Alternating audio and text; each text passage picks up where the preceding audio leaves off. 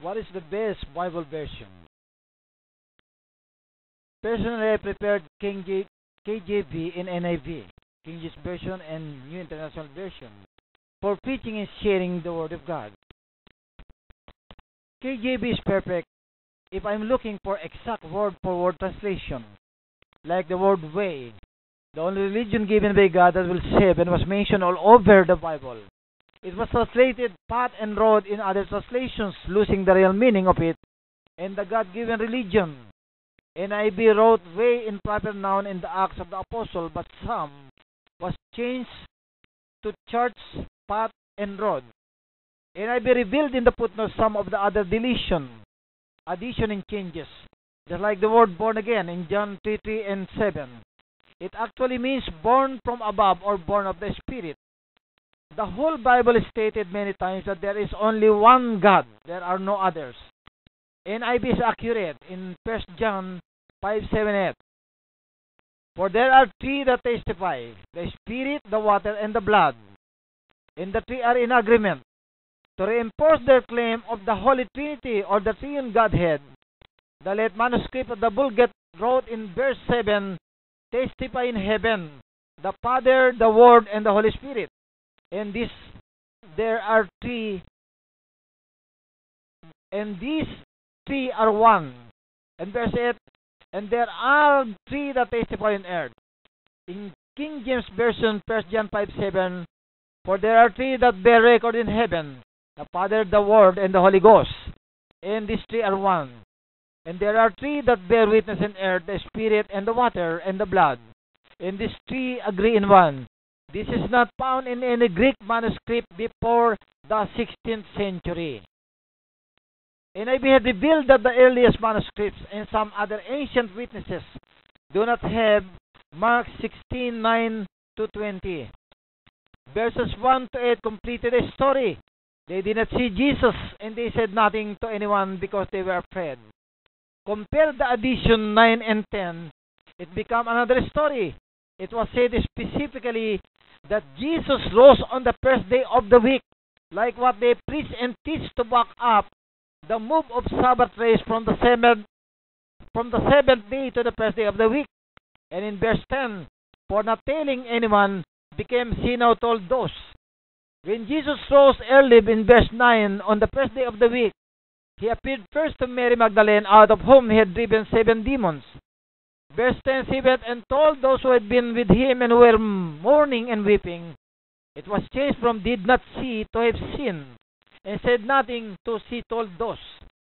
The worst lie is saying that Jesus rose early the first day of the week, which he did not. They use this to their teaching of moving the seventh-day worship to the first day. Proverbs 30, verse 6. Do not add to his words, or he will rebuke you and prove you a liar. In Revelation 21, verse 8, all liars, their place will be in the fiery lake of burning sulfur. This is the second death. One mistake I have found in almost all English translations show that the translators have no knowledge of the Lord's Sabbath feast days. In Matthew 26:17, on the first day of the Feast of Unleavened Bread, the disciples came to Jesus and asked, where do you want us to make preparations for you to eat the Passover? The Passover meal was eaten the night of the day of preparation prior to the first day of the Feast of Unleavened Bread. In our present calendar reckoning, let us say, the first day of the Feast of Unleavened Bread is Thursday. The customary Passover meal shall be eaten on the sunset of our Tuesday. It was proven here that whatever the translators knew and believed, it was added or used to their English translations. In KJV, I love the use of thou, thy, etc. It sounds so holy. But the main concern is there are many words in Old English that have different meaning to the present English usage. A serious Bible student or researcher of truth will encounter this from Genesis through Revelations, and if not aware of the problem, it can lead to misunderstanding the truth of the Word of God. Here are some examples taken in the book of Romans 4:4. Reward means wage. Now, reward them means wage now. In 420, staggered not means did not doubt at present. In 5:7, peradventure means perhaps now.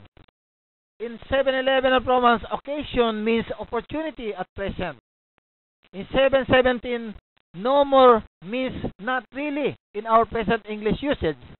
It might confuse the readers and listeners alike and fail to see the real meaning of it.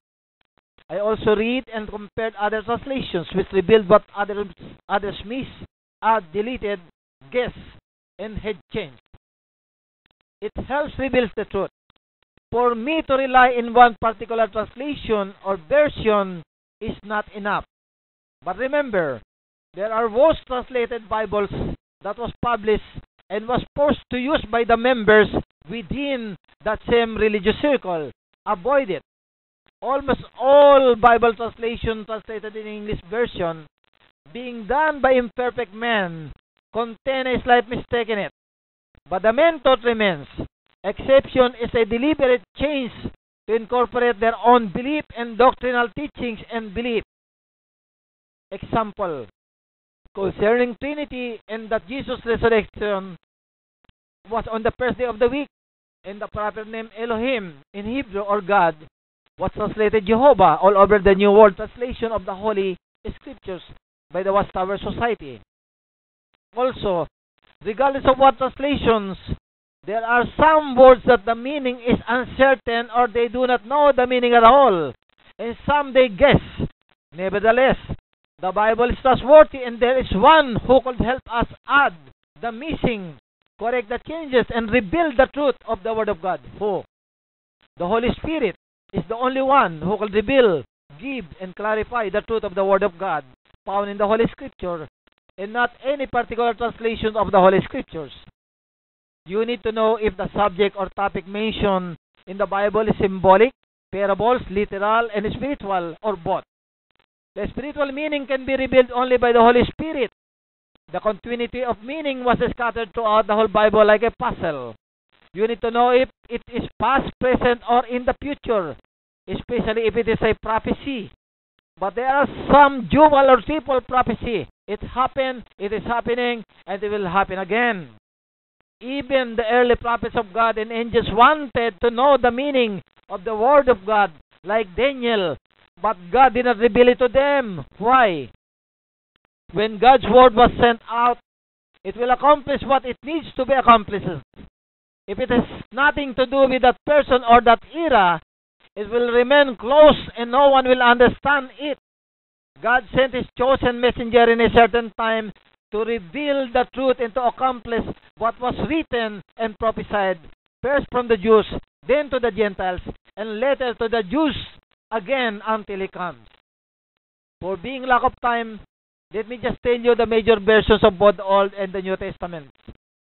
1 Wycliffe 1382, 2 Tyndale 1521, 3 Coverdale 1535, 4 Matthew 1537, 5th Great Bible 1540, 6 Geneva 1560, 7 Bishops 1568, 8 King James 1611 AD, 9 Revised Version 1885, 10 American Standard Version 1901, 11 Revised Standard Version of 1952, 12 New American Standard Version 1960, 13 Beck's Annotated Reference Bible 1963, 14 The Amplified Bible 1965, 15 Good News Bible 1966, 16 The Living Bible 1971, 17 New International Version 1973, 18 New King James Version 1979, 19 The New World Translation of the Holy Scriptures 1984, 20 New American Bible St. Joseph Edition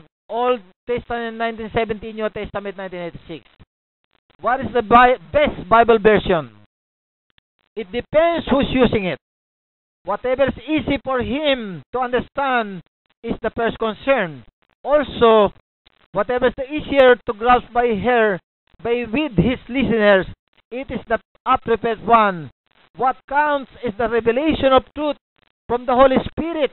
And if those who hear the truth will use what they have learned to apply in their everyday life.